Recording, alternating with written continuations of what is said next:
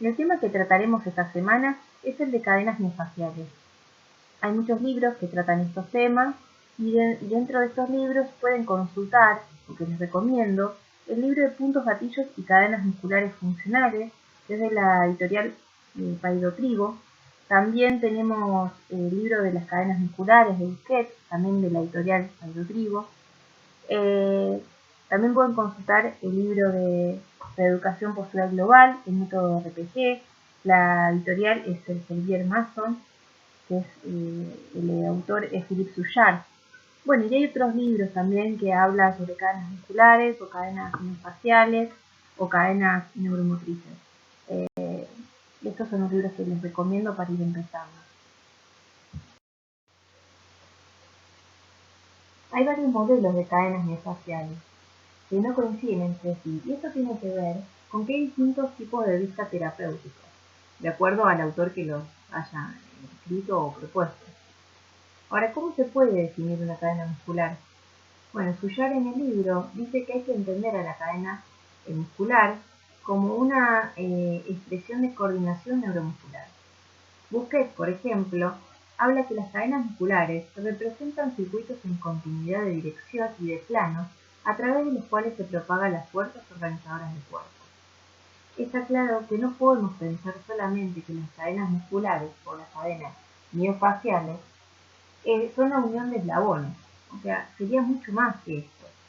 Las cadenas miofasciales desempeñan un papel importante en todas las funciones del cuerpo. Entre las funciones más importantes contamos con la locomoción y el mantenimiento del equilibrio. Pero también contamos con otras funciones como son la respiración, la digestión, la circulación. Las cadenas musculares, o sea, sirven como para poder realizar cualquier movimiento, cualquier gesto motor que se imagine, ya sea del área deportiva o cualquier movimiento de los movimientos cotidianos, de la vida cotidiana. Hay que entender a las cadenas musculares o musculofaciales como un concepto funcional y es la fascia la que asegura una coordinación motriz, dice Busquets.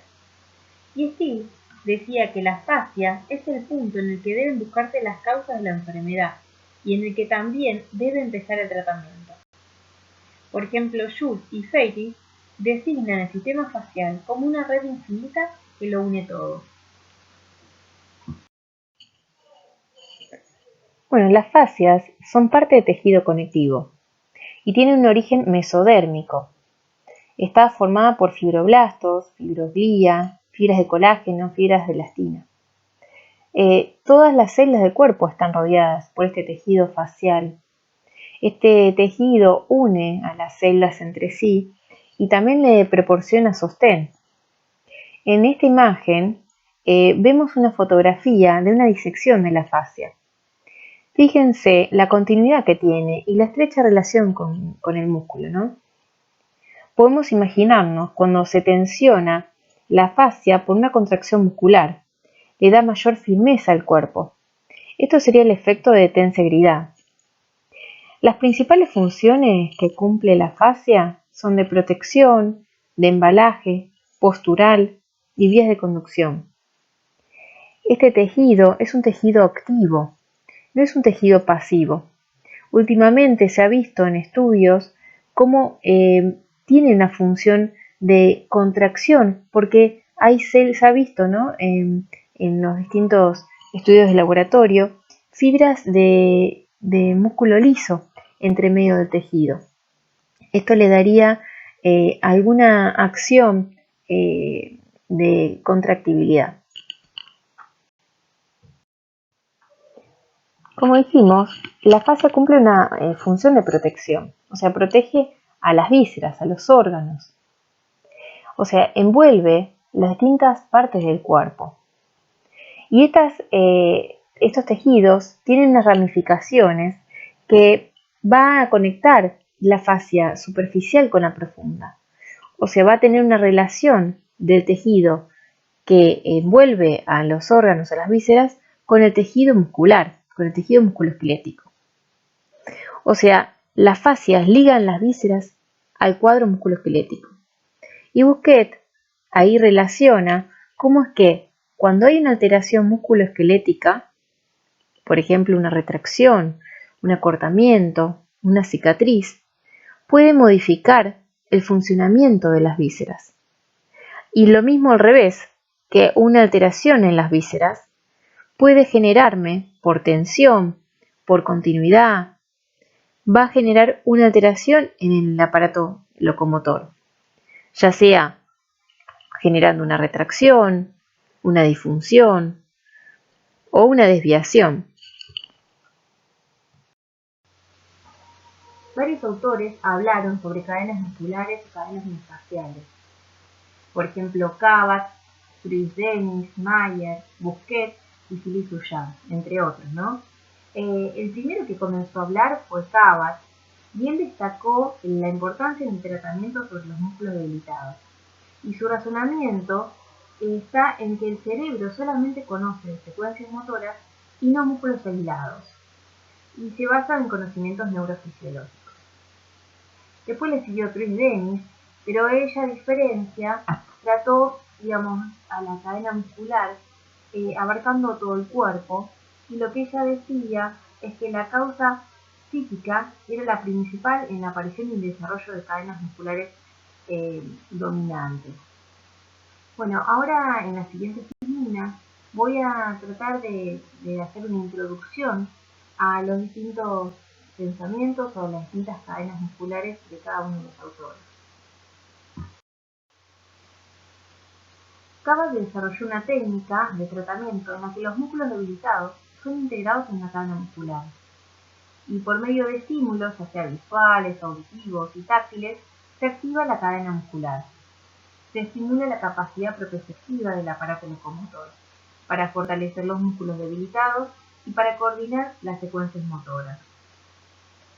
Cabot utiliza patrones de movimientos que se caracterizan por ser en diagonal y en espiral.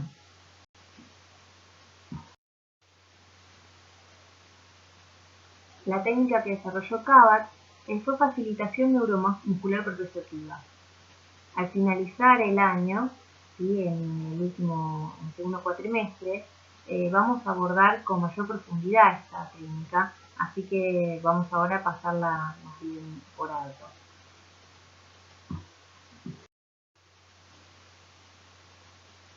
Truys-Denis, una fisioterapeuta belga que fue formada en osteopatía, propuso 10 cadenas musculares, 5 para cada hemicuerpo.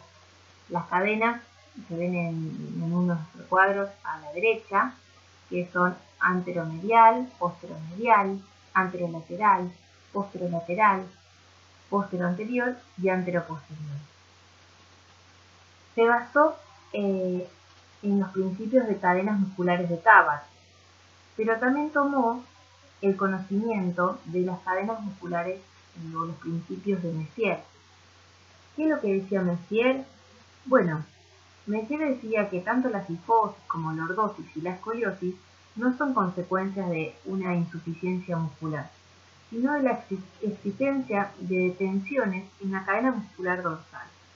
Por lo tanto, el tratamiento tenía que ver con la destonificación de la cadena muscular posterior, desde la cabeza hacia los pies. Denis tomó tanto a los principios de Cabot como Messier. Entonces, trabajaba sobre cadenas en espiral y al mismo tiempo en estiramiento de la cadena posterior. Este método divide las cadenas musculares en dos planos diferentes: el plano de la personalidad y el plano de la relación. Por ejemplo, esto sería cuando la cadena anterior es predisponentemente, el cuerpo se enrolla hacia atrás. O sea, esta cadena está asociada con la necesidad de amar y de ser querido, decía Denis. Y el exceso de esta cadena lo desequilibra hacia atrás el cuerpo, ¿no? Y lo predispone a padecer, por ejemplo, dolor cervical, meniscales, entre otros.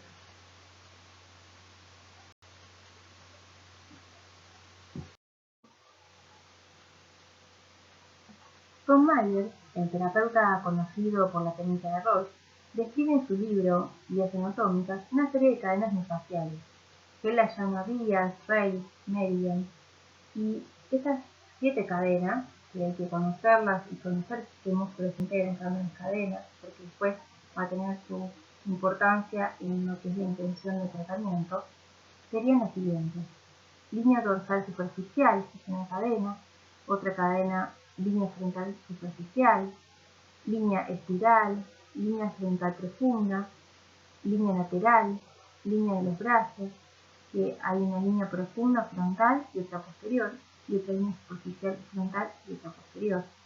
Y las líneas funcionales que unen los dos en el cuerpo, y son las prolongaciones diagonales de las líneas de los brazos hacia la pelvis del lado contrario. Una línea dorsal funcional y una línea frontal funcional. Leopold Bouquet, un osteópata francés, escribió una serie de libros sobre cadenas musculares y se caracterizó por relacionar a las disfunciones orgánicas, las patologías, con la estática. Él describe dos grupos de disfunciones orgánicas. Uno es las alteraciones orgánicas invasivas de espacio, por ejemplo una congestión hepática. Esta tendría una repercusión en el cuerpo, generando una tendencia a la apertura. Ahora, hay otras disfunciones orgánicas, como ser procesos de retracción o dolorosos, que solicitan a los músculos mayor sostén del órgano para disminuir el dolor, como generaría posturas antálgicas, y viene una tendencia al cierre, al enrollamiento. Podríamos ejemplificar cómo un órgano puede generar una alteración musculoesquelética.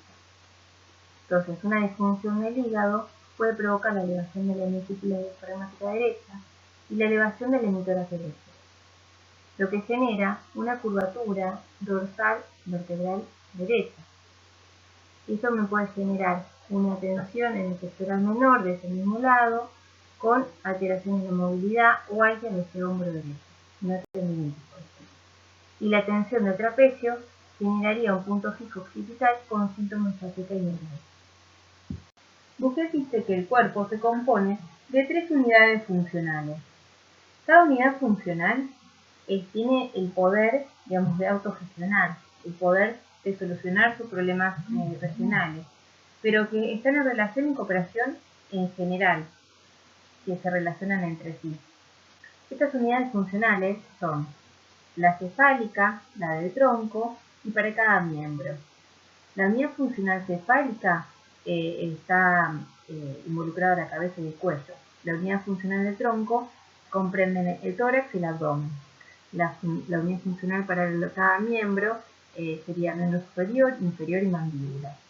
Y cada una de estas unidades funcionales tiene un sistema miotensivo recto y un sistema miotensivo cruzado. Bouquet describe 5 cadenas, 4 cadenas musculares y una cadena posterior estática, que está formada por tejido conectivo, por fascias, por ligamentos, por articulaciones, un sistema pasivo. La cadena muscular recta anterior tiene que ver con el enrollamiento físico y psíquico, con la flexión, con la introversión de cierre. O sea, el eje anterior une de uno al sacro, poniendo en función a los rectos abdominales y perineales. La cadena recta posterior cumple con las funciones de extensión, es de apertura, lordotización del tronco, y está formada por la columna vertebral, por los discos y los músculos paravertebrales. La cadena cruzada anterior cumple una función de torsión, lo mismo que la cadena cruzada posterior. Se nombran de acuerdo a la pelvis, al lado de la pelvis. O sea, hay una cadena cruzada anterior derecha y una cadena cruzada anterior izquierda. Lo mismo en la cadena cruzada posterior, una derecha y una izquierda. Philippe Souchard, en su libro Campo Cerrado, describe 8 cadenas. Que las cadenas musculares están formadas por músculos que cumplen una función sobre todo estática. Habla de músculos tónicos. Y estos músculos están asociados al cumplimiento de las principales funciones hegemónicas. de respiración, alimentación, control postural y locomoción. Y también están involucradas en función de control estático postural. Estas cadenas son la cadena maestra anterior y la cadena maestra posterior. Involucra el tronco y las extremidades. Después tenemos la cadena inspiratoria, la cadena superior del hombro, la cadena anterointerna de hombro, la anterointerna de cadera, la anterior del brazo y la lateral de la cadera.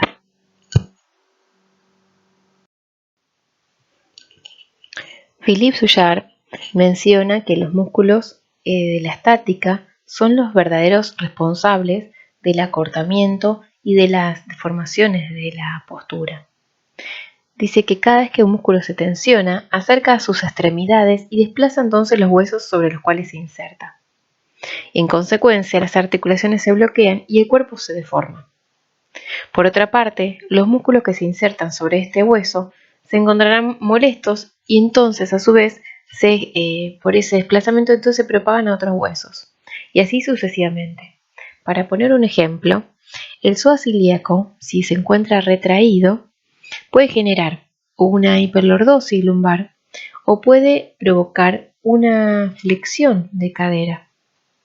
Este me condicionaría a provocar una flexión de rodilla y un cierre del ángulo tibio-estragalino en la flexión dorsal.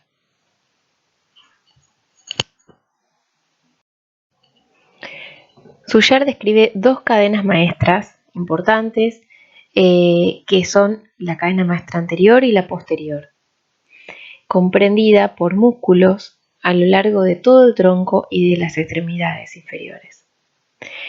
La cadena maestra posterior es la que colabora con el mantenimiento de la bipedestación, el mantenimiento de la postura en bipedestación, es antigravitatoria y está comprendida por todos los músculos espinales, los músculos pelvitrocanterios, glúteo mayor, los isquiosurales y el tríceps sural con los músculos plantares y lógicamente la fascia de todos estos músculos.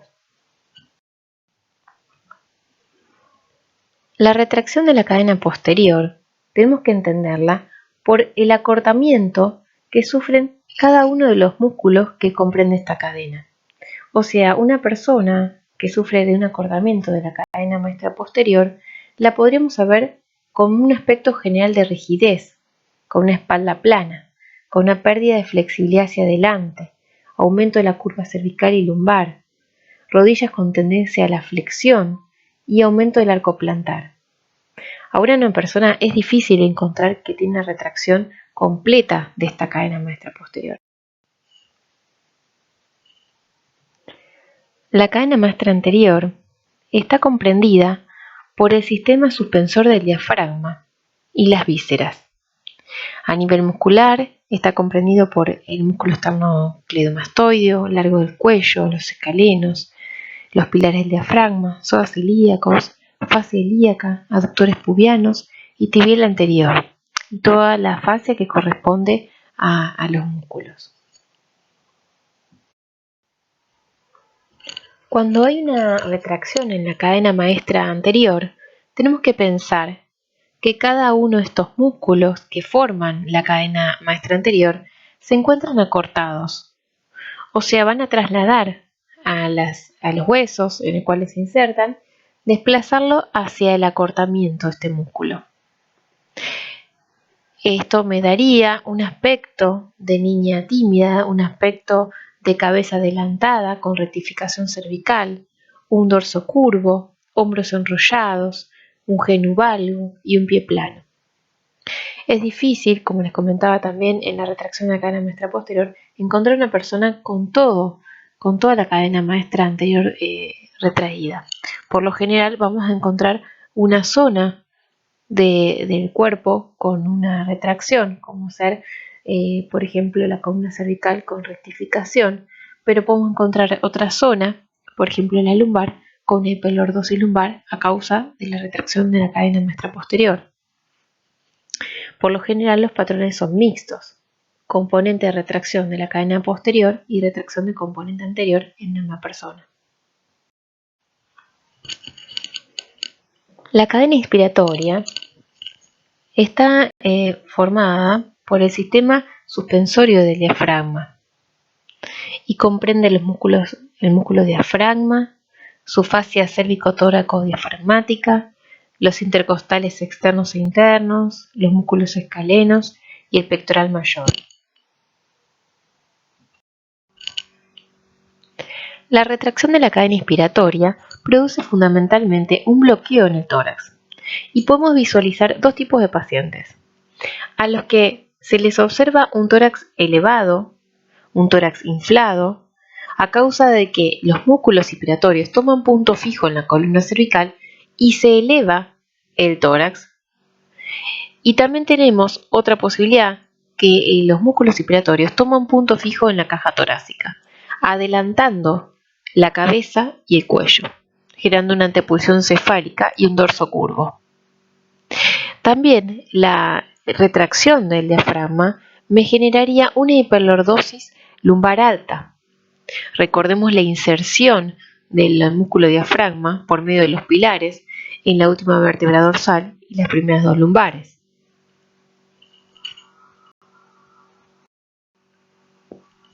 La cadena suspensoria, o también llamada cadena superior del hombro, está formada principalmente por el músculo trapecio superior y complementa el fascículo medio del deltoides y pectoral menor y el músculo angular del omóplato. Cuando se encuentra retraída esta cadena, podemos observar cómo los hombros del paciente se encuentran ascendidos. Y otro detalle que hay que tener en cuenta, que los brazos, ¿sí?, los miembros superiores se encuentran abiertos, o sea, separados del cuerpo del paciente. Están en ligera abducción. Si nosotros hacemos la prueba de bajar los hombros en forma pasiva con nuestras manos, vamos a observar que los brazos, los miembros superiores, se van a juntar o se van a acercar al cuerpo.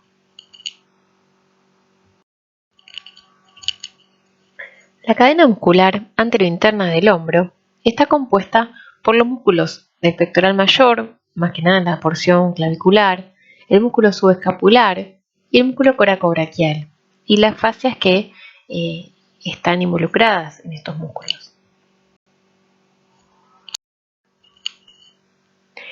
Cuando se encuentra retraída la cadena anterointerna de hombro, vamos a observar en el paciente, en el plano de perfil, que los hombros se encuentran enrollados, que se encuentran, digamos, con una rotación interna, los hombros miran hacia adelante.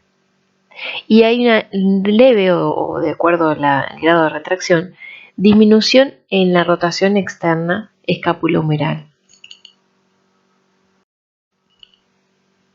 La cadena anterior del miembro superior está compuesta por el músculo coracobraquial, el bíceps, el braquial anterior, el supinador largo y todos los músculos anteriores del brazo, así como la eminencia tenar e hipotenar, y la fascia involucrada en estos músculos. Cuando el paciente tiene una retracción en la cadena anterior del miembro superior, lo podemos observar desde el perfil. Desde la vista de perfil observamos una flexión de codo y flexión de mano y muñeca. Desde la vista anterior podemos observar una tendencia a la pronación de ese antebrazo. Es importante evaluar al paciente de cúbito dorsal. Cuando los miembros superiores caen en la camilla, vamos a observar cómo el componente de retracción va a elevar el hombro. Entonces, es una de las compensaciones que ocurre, y entonces a la hora del tratamiento lo vamos a tener que tener en cuenta. La cadena muscular anterointerna de miembros inferiores está comprendida por el psoas ilíaco, los aductores, el recto interno, el pectíneo.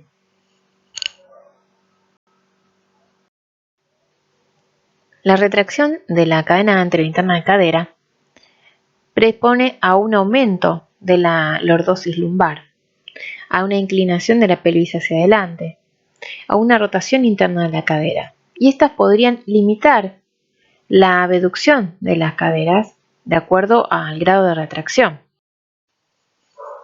La cadena lateral es la cadena de estabilización del miembro inferior. Está comprendida por los músculos piramidal, glúteo mayor superficial, tensor de la fascia lata, los peroneos laterales y anterior, el tibial anterior. Cuando existe una retracción en esta cadena, se observa en el paciente con un calcáneo en valgo y un pie plano. A modo de resumen, las cadenas miofasciales tienen un concepto funcional. Están formadas por músculos y tejido facial. Las fascias aseguran la coordinación motriz y el sostén del cuerpo, entre otras funciones. Existen distintas clasificaciones de cadenas miofasciales según el autor y el punto de vista terapéutico. Las retracciones faciales generarían disfunciones al aparato locomotor y/o al sistema visceral. Es importante detectar las retracciones de las cadenas musculares en la inspección del paciente, siendo un punto de partida para plantear el tratamiento postural. A modo de conclusión, si bien existen diversas clasificaciones de cadenas musculares, no debemos perder de vista que todos buscan entender la relación de estas cadenas con el sistema postural. Buscan identificar patrones disfuncionales y de esta manera poder tratarlos para mejorar la calidad de vida del paciente.